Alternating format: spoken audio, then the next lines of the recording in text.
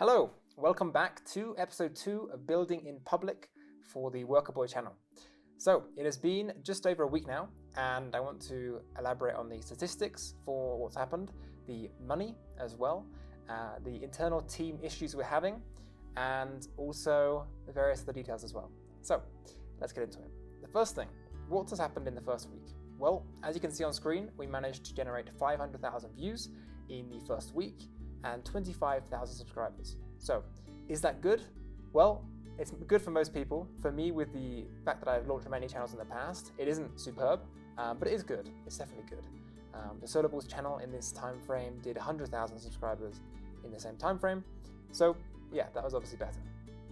In terms of the audience demographics, so we have an audience which is very similar to Mr. Spherical, which is the channel we use to promote also animation, also a similar style, which is pretty heavily 18 to 24-year-olds. And then, as you can see, if you look on the on screen now, you will see that there's a kind of a dip with the 25 to 34 age range. We're not sure why this is, but it appears that it's on all of our animation channels. Chris, who is doing some data analytics, which I'll share later, he actually figured this out, and yeah, it's quite interesting.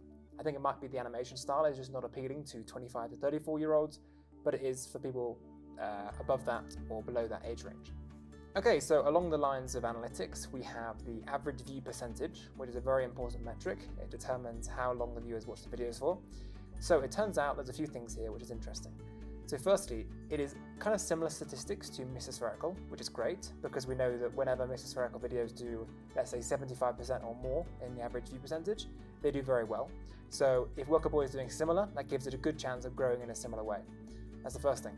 The second thing, interestingly, we thought, well, we're kind of making these videos and spending a lot of money on the animation, so why don't we post them as shorts as well? So what we've done is we have reposted snippets from our main videos onto shorts, and we managed to get some views there. Not many, but I think if we keep posting them, then YouTube is definitely going to blow those up, and it takes very little effort from us, just some editing, but leverages what is maybe $1,000 spent on a video, leverages it again by getting another 2 or 3 videos out of that. So definitely something we're going to keep doing, and quite exciting as well. And one more data point relating to AVP, which I'm putting on screen now, is something which Chris put together, which is fantastic, and it essentially shows how is the average viewed percentage changing over the course of the first week of the video being published. Now, the reason this is really, really important is the way I measure a channel succeeding is the following. Is the channel being pushed in browsed and suggested? And that's important because if you have a channel with 10,000 subscribers, the only way it's going to grow is if you manage to get more new viewers who then convert to subscribers. So browse and suggested is how YouTube's algorithm promotes videos. So if you're not getting pushed there, you're not growing. And that's kind of the simple reality. So this is an important metric because when YouTube decides on browse or suggested like pushing, it is going to do that based upon, is this video first of all being clicked on by the new larger audience that we're promoting it to?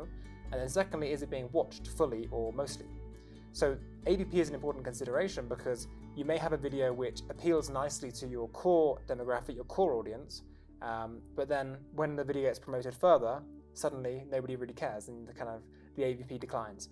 So it's really valuable to have a stable AVP. Obviously new viewers are going to probably be less likely to watch fully, but even then, it should be relatively stable or a very gradual decline. If the AVP and also the CTR, if those things gradually decline, while the views are growing, then it should kind of continue to grow as a video. But if it turns out that the video has the AVP that just like falls off a cliff, then probably YouTube will stop promoting it and the video is dead. So this is a really interesting thing because first of all, the videos we posted, we're going to be able to get data on whether they are, first of all, meeting that kind of criteria of, is a new viewer interested?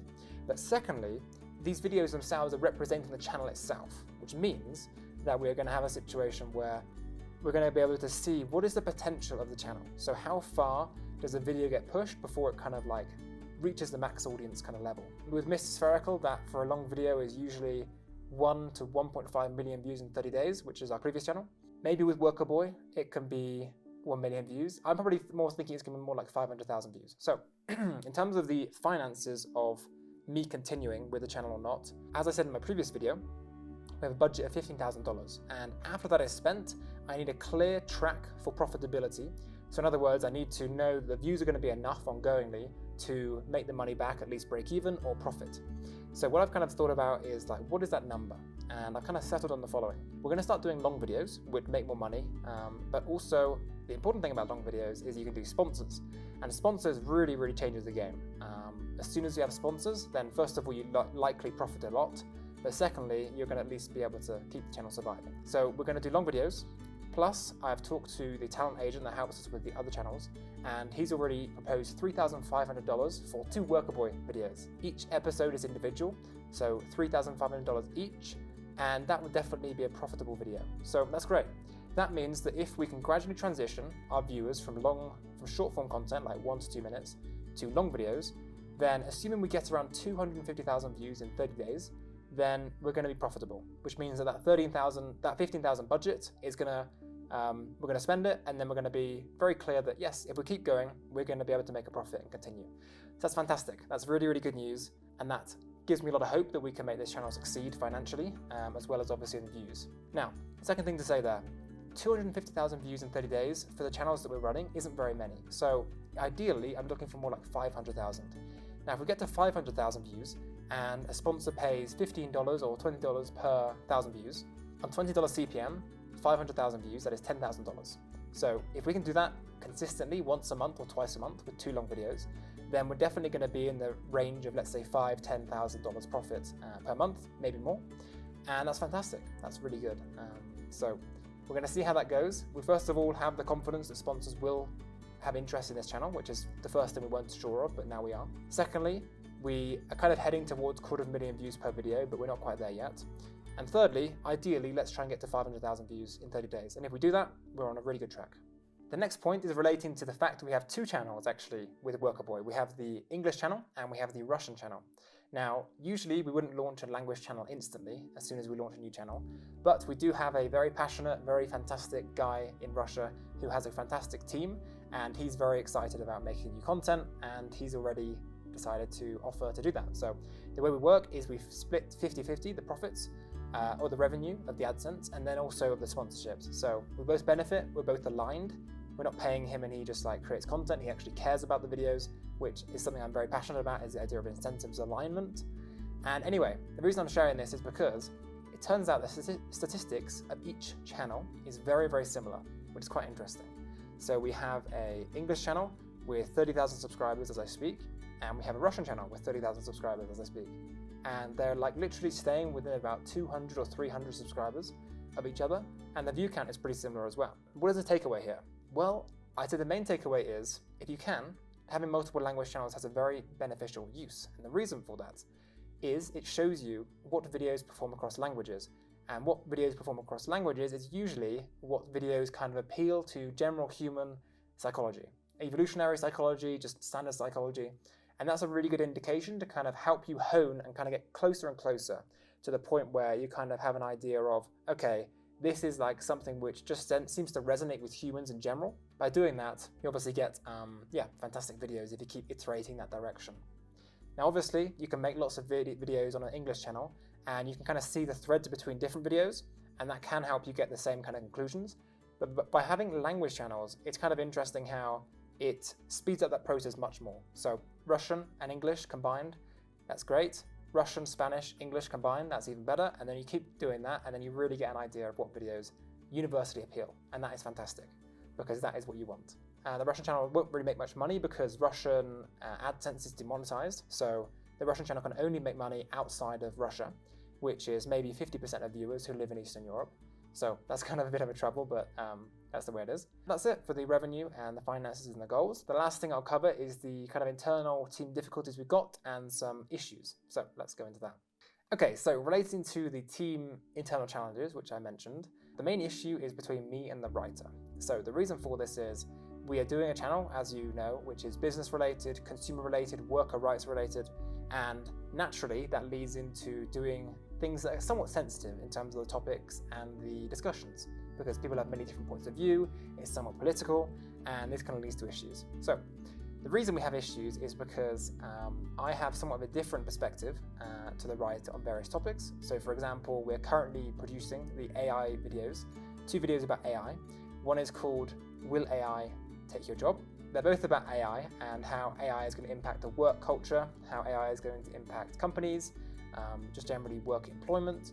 And we have a situation where the writer is more on the negative side of things in terms of this is a problem, and is more inclined to write in a negative tone in terms of the issues.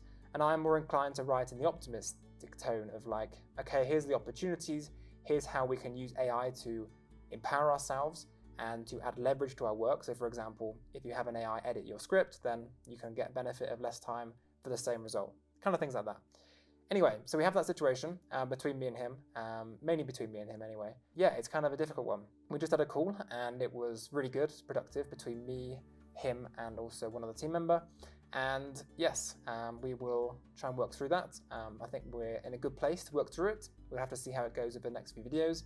But getting the educational angle right is very important to me, because this is what I care about more than the money, is the educational angle. So we'll see how it goes. I'll keep you updated on that, and yes, hopefully we'll be able to make it work. Last thing to mention there is the writer wrote a script, and we have now decided to revise it quite significantly. But the issue is, we only have one script available while we are animating the previous video. So that means that as soon as we finish one animated video, we move into the next. And we essentially rushed into the next one, which means that we're now editing the script after the animation has been done, which leads to quite a lot of cost issues. Because the animator, who is also the director of the channel, he has spent 60%, he's finished 60% of the animation, which leaves us with an issue, because now we're spending hundreds of dollars, which are going to go to waste most likely, because the video needs to be redone. So that's a challenge, and that is going to be solved by, first of all, trying to have like 3 or so scripts ready, instead of having one that needs to be rushed into. Secondly, the writer and myself aligning better on what we want to be doing, and those things should solve it. So that is that. To wrap things up, I would say overall the progress has been good. It has not been fantastic, but it has been good. We have had the issues. For example, initially we posted the videos in the wrong order. We have this issue of the educational message alignment with the writer. The overall revenue is good, but we want to get to higher view count, so there is that as well. And there's good side as well, which is the sponsorships. We know that we can get sponsored. We know that the channel is being liked by the viewers. There is a group of viewers who definitely like it. And the animation style is coming together. The team in general is well aligned and cohesive. And overall, we're in a good place. So that is it. Thank you for watching. Feel free to ask questions in the Twitter or LinkedIn, and I will answer those about the channel. And that's it. All right. Thank you very much. Have a great day, and we'll chat soon.